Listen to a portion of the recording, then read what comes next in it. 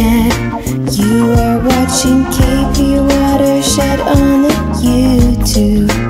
It's the KP Watershed channel, or it's nothing at all.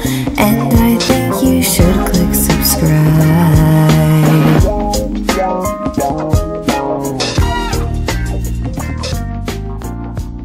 Hello YouTubers and YouTubies, and thanks for coming back for episode 11, and I am so excited for this episode. I've been looking forward to it all week because I've got a special guest, Big Man Tyrone. Let's not waste any time, let's get straight to this interview. Joining me now for the first time, and hopefully not for the last time, from the happiest channel on planet Earth, Big Man Tyrone. Big Man Tyrone, it is such a pleasure to speak with you. Thank you. I've enjoyed watching so many of your videos. I recently watched all your Q&As, and those were great. You know, usually I don't watch YouTube videos that are longer than 10 minutes. Those ones are 30 minutes long, but I'll tell you, those 30 minutes fly by. Those videos are so great. And, you know, there's so much in there. Those inspired me to sign up on Fiverr. The YouTube advice and insight is great. And so my first question is about those Q&A videos. Did you produce those yourself? The credits mentioned Dignity Media. Was there a team behind it, or was it just you solo? Well, as you know, because I'm an entrepreneur, I've got several different businesses going on. So Dignity is actually part of my other company, Dignity Enterprises Limited, which does, amongst other things, media, recruitment and things like that. So yes, it was a team behind it. But the creation of the entire concept was my concept. Got it. Well, you and the team did a great job. And I'm going to put a link right here in the video. If you have not watched Big Man Tyrone's Q&As, click this link, watch those, and then come back. We'll still be here. I'm going to skip over all the basic questions that you cover in the Q&As and get to the good stuff. In the first Q&A, I think it's so awesome how you openly share your thoughts about YouTube and about Fiverr and your business strategy, the whole cold calling 20 businesses a day. It's brilliant in its own right. And I think you're also so right when you talk about the gap in the market for internet content and voiceovers. It's so interesting. You recorded that about a year ago. Do you think that's still true, that there's a gap in the market? There is a gap in the market. Now, as I speak, if you go to any of the platforms that offer video, so if you go to say Fiverr.com, for instance, you would find that gentlemen doing videos, ladies that are doing videos, are really at the moment swamped with orders. You would see someone that has got 46 orders in queue. Now, at one point, I had 387 orders in queue. Now, what does that tell you? It tells you that people are looking onto videos now at the moment. It means video marketing has now come to the fore of marketing, both offline and online. And anyone that is not doing anything, substantial at the moment, anyone that's going around and saying there are no jobs, how can I get a job? As long as you can put your mouth to a microphone and your face to a camera and speak, go get yourself registered on Fiverr.com or any other platform. Set up a website. I don't care how you do it. Offer those services and see the money rolling. It's so easy. Yeah, it's great advice. Let's talk about YouTube for a second. Do you follow anybody on YouTube? Who on YouTube's videos do you like to watch? Oh, of course, YouTube is a labyrinth of positive and negative material as well. So yes, I do watch quite a lot of things on YouTube. Now at the moment, my son, little Man Tyrone, watches a lot of games online, and I watch with him as well. We watch PewDiePies, we watch snipers, Boston cappers. But of course, we watch Gaming with Jen. We watch Stampy Longhead's gaming channel, Smush Games, Toby Games. We also watch Ivan Tube. So yeah, a huge variety there, a plethora of channels out there, and very, very interesting ones too that anyone watches, and I'm not left out of the fray. Absolutely. Yeah, I watch more YouTube these days than television, to be honest with you, including your channel. Now, you call yourself a YouTube celebrity, and I think that's totally fair. I would call you a YouTube celebrity too, but I think you've got a bit more credibility to help answer this next question. What do you think defines a YouTube celebrity? Is it a certain number of followers? Is it a certain degree of recognition? What do you think qualifies someone to be a quote-unquote YouTube celebrity? I think it's all of that and more. You know, someone that has gained recognition in the YouTube community by virtue of the numbers of subscribers that they've had, the numbers of views, and the influence, you know, the impact that they've had on the entire community could be called a celebrity. And I'm thinking right now of, you know, guys like, you know, PewDiePie. We're thinking of James Nintendo Nerd. We're thinking of Kid Roll, aka Justin Bieber. As you know, Justin Bieber rose to instant fame when his, you know, YouTube videos, you know, began to be, you know, to become popular. You got Fred, who was the very first guy to hit 1 million subs. You got Michelle Phan, the famous makeup artist. You got Shane Dawson with his food porn, you know, Epic Meal Time. And of course, you got Jenna Marbles and a host of other, you know, YouTubers out there actually taking YouTube by the scruff of the neck. Now, in the case of Big Man Tyrone, I don't consider myself a celebrity of the size of PewDiePie, who has got almost a whole nation on his YouTube channel. But what I think has, you know, what I think has, you know, really brought me to the fore is my willingness to become all things to all YouTube subscribers. So I've been the one that has made, I would say, the most channel intros than anyone else on the planet. You know, I was just counting, you know, the other day, and I've done something like 800, you know, channel trailers, and that is an enormous number of trailers to do for one person. So the fact that I've been loved and accepted by this community, and the fact that I've also had a bit of influence also in the anime community, on the Reddit community, and so on, shows that people are beginning to accept me. Some have said that I'm king of the internet now. It's a very big title to confer on someone. It's a massive. That's a nice title. Yeah. It's well deserved. You know, it doesn't happen by itself. It happens, as you said, through, you know, putting out lots of videos and hard work and customer service and being faithful to the communities that discover you. I want to ask a question about Fiverr. So a portion of your business is the testimonial videos, and one of the types of testimonial videos that you offer that interests me is where you will dress up as a doctor for a testimonial. And I can imagine there are times where that serves a very good cause. Like, I think you made a video once to raise awareness about Ebola prevention. But I'm wondering, has there ever been a time when you've turned down a job for ethical reasons? Like, for instance, like, would you turn something down if it was for a medicine that didn't work or a treatment that wasn't effective? Or does that factor into your decision making or not? It happens every day. Now, if you look at just my Fiverr page, you would see that I've cancelled quite a number of orders. Now, there are several reasons for this. Somebody comes up sometimes and asks me to do a porn video, and I definitely would say no, I don't do it. Because I'm a married man, I'm a father, I've got kids, I've got to be an example. Now, somebody comes with a video and the language is really crass, and I say, sorry, the money is good, but I'm not going to do it. Somebody brings a video which is like 1,000 words and he wants to pay $5. I said, no, I can't spend all day shooting a video for $5 with 1,000 words. So there's a plethora of reasons why I can turn down videos, and I have turned down so many videos, not because I want to be cocky, you know, not because I want to be unpleasant or provide poor customer service. It's just that I've got my own ethos, I've got my own ethics that I have to abide by. Now, as time goes by, there are certain things that I could not say before, but which I'm saying now. The reason is because I have to review my strategy each time. The word cunt, for instance, I never used to say cunt because I thought to myself, my own connotation of cunt is, you know, is not a good thing.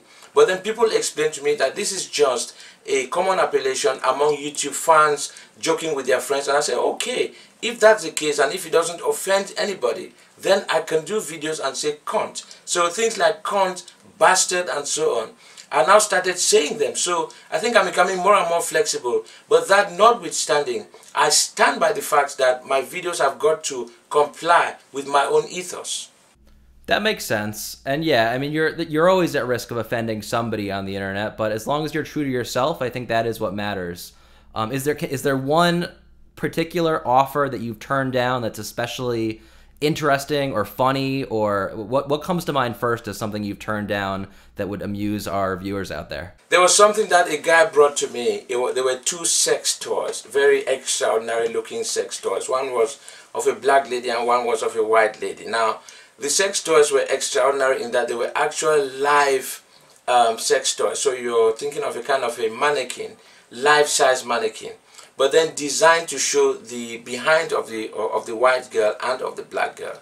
And I was supposed to say on video that when I feel lonely, I make love to these dolls. And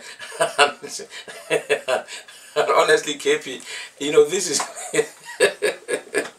it was so disgusting. You know, he kept adding the money. He kept saying, okay, I'll give you $400. Okay, I'll give you $600. I said, look, it's not about the money. It's about the ethics of it. I can't just put my face in between, you know, two butts like that and sleep at night. You know, it's just not ethical. It doesn't sync with me. There's a problem of resonance here. It was, you know, it was very, very, very dissonant, if you like. Gotcha. Hey, $600 though. Send them my way. I might do it for $600.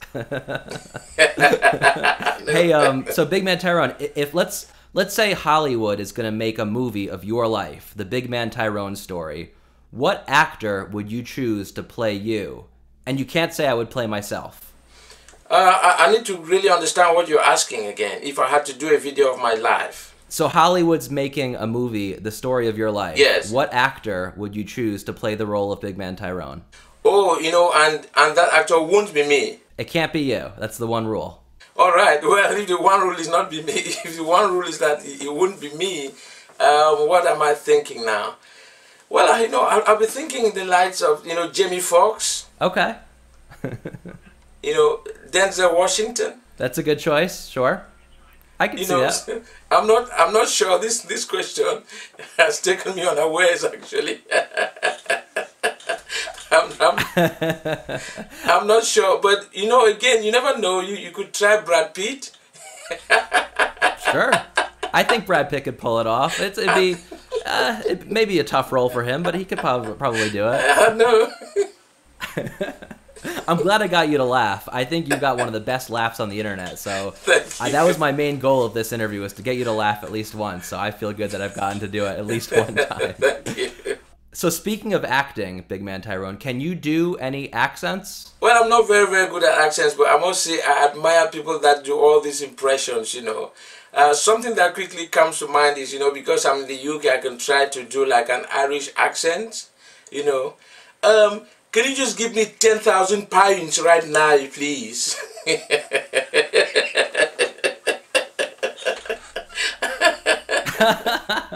That's pretty good. Not bad. That might be a new one to add to Fiverr. Oh, yes. Yeah. Big Man Tyrone Irish accent video. All right. Here's another question I didn't give you ahead of time. You get a phone call tomorrow, and it's the CEO of Google, and he says, Big Man Tyrone, you can change any one thing about YouTube, any one thing, but you have to tell me right now what it's going to be. What would you change? On YouTube? Yeah. Well, I think first of all, you know, YouTube, as you know, is a multi-billion-dollar company that was founded by 3 guys and then, you know, eventually bought over by Google Inc. And Google has put in an enormous amount of work to reform the platform over the years. They've fine-tuned it and they've made it a very secure site. So there's really very little that comes to mind, you know, in my own case. I think what might need to be changed is the copyright, you know, rules. So say if someone had a strike, for instance, that it should be possible for someone to get in touch with the Google team quickly and get the problem solved. I had a strike recently where a young man got a video on Fiverr.com. He said I should do a video, you know, for him about a product. And you know, he said I should go ahead and put it on all my social media sites, which I did. Put it on YouTube. And the next day I get a call from him to say, why did my video go onto YouTube? I said, but you asked me to put your video on social media. Now, next thing I know, he reports me to YouTube. and I get a strike. And as you know, the strike stays on the account for about 6 months, which means that during the 6 months I cannot upload scheduled videos. I have account restrictions. And this just really got me angry, because I do everything to be ethical. But the process of getting that appeal underway, getting in touch with, you know, Google Inc. or YouTube, because it's the same company, and getting that resolved is so cumbersome that you just prefer to leave the strike there. So if they could streamline that process, so the appeals process is faster, that's what I would change. Interesting. That's a really interesting answer. I thought you might just say that you would give yourself 50 million more subscribers. Oh no, I think I have to earn that. So my next question is about your Q&A #2 video. And there was something you said in there that I thought was a bit controversial. I was a bit offended by it. You came out as being anti-breakfast. You said you don't eat breakfast very often. You don't really like breakfast. For me personally, I am a lover of breakfast, especially the English-style breakfast that you guys do out there in London. So, Big Man Tyrone, why do you hate breakfast? Well, first of all, my apologies to yourself and all breakfast lovers on the continent. I know it's a continental breakfast. That's what they call it, isn't it? You know, I went to Romania when I went for the Otaku Festival, and I was surprised, really pleasantly surprised, when I went into the restaurant there, and guess what I found for breakfast? An English breakfast, you know. So breakfast is a very important meal of the day. That's a meal that gives you your oomph, if you like. Is what gives you your initial energy and sets your day going. And most people take it and love it. But, you know, it's not just for me. First of all, I sleep a lot and I wake up late, you know. That's one thing, you know. I wake up very late. I'm in no hurry to wake up late. First of all, because I don't work for anybody. I work for myself, so I can wake up when I choose. Second thing is that I don't have much time, you know, to sit down at the table and wait for my wife to, and my wife is very elaborate when she cooks. She wants to, you know, do the, you know, omelette and serve it here and put a little rose flower here.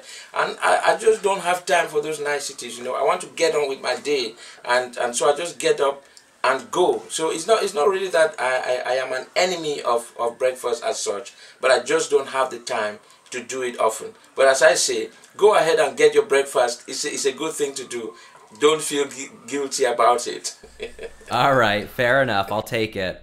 You know what my favorite video is of yours? No. It's the Doritos and Mountain Dew video. Oh. You know that one?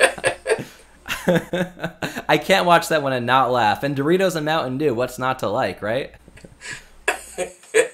Now, and that video, it was actually an idea given to me by my good friend Lex Phantom Hive, who is, you know, who is a YouTuber out there, but also an international cosplay artist that I met personally in Bucharest, in Romania 2 years ago. Now, this guy is absolutely awesome in his conception of videos. He's done about 2 videos on my channel as well. You know, Tyrone is best MLG player. You've seen that video, tens of thousands of views also. So it was his idea to just eat Doritos and say nothing. Interesting. I was wondering if that was an original or if someone had submitted that idea. Okay, good to know. I'll put a link to his channel right here. Click here and you can check out his channel too. All right, before we call an interview, I was hoping we could play a very quick word association game. You know how this works? I'll give you a word, like I'll say mountain, and you say the first thing that comes to mind. Like you could say do, or I say Michael, and then you say Jackson or Jordan. Make sense? Let's try, but you know, I'm not a very clever man, so let's hope that I do well. Just say the very first thing that pops into your mind. All right, you ready? Right? Ice. Did you say ice? Ice, yeah. ICE. Yes, But hello. No, I didn't catch the first one. Did you say ice? Ice, yes, like frozen water. All right, I'll say iced tea then. Actor. That works. All right, you're doing well so far. Number 2, New York. 9/11. London. Cold weather. Internet. Celebrity. Reddit. Scumbags. Happy. How about happy? Go lucky. Cheese. Cheesy smile. Big. Big Man Tyrone, of course. Of course. Gold. Is it G-O-L-D or G-O-A-L? G-O-L-D, gold. G-O-A-L. Oh, no, gold like gold medal. Or like the metal. I guess I gave you the answer for that one. All right, last one. Last one is YouTube. Movies. There you go. All right, nice job. Nice job with the word association game. All right, one last question, if you have just one moment more. Yes. If you could go back in time to the day before you posted your very first video on the internet, what advice would you give to yourself? Well, the advice that I would give to myself is that I would need to have studied the community first of all and known exactly what the people wanted so that I could give them better content. Right now, people love my content, but I somehow wish that I had started off doing gaming videos as well, because people have always come back to me and said, Tyrone, why don't you do gaming videos? I guess I missed that, and it's something that we can correct in the near future with the help of all the gamers out there on YouTube, of course. All right, good answer, and something that I'm trying to do myself. Hey, Big Man Tyrone, thank you so much for joining me here for this interview today. It's really been so exciting to speak with you after watching you on YouTube for so long. Thank you. Thank you so much. I really appreciate it, and I hope some of the viewers out there enjoyed this video and learned something new about you and YouTube and Fiverr and this exciting new culture that we're building. Take care. All right, folks, there you have it. How great was that? Big Man Tyrone here on the KP Watershed channel. How do we top that? Well, if you tune into the next episode, you will see what we have in store. It's gonna be...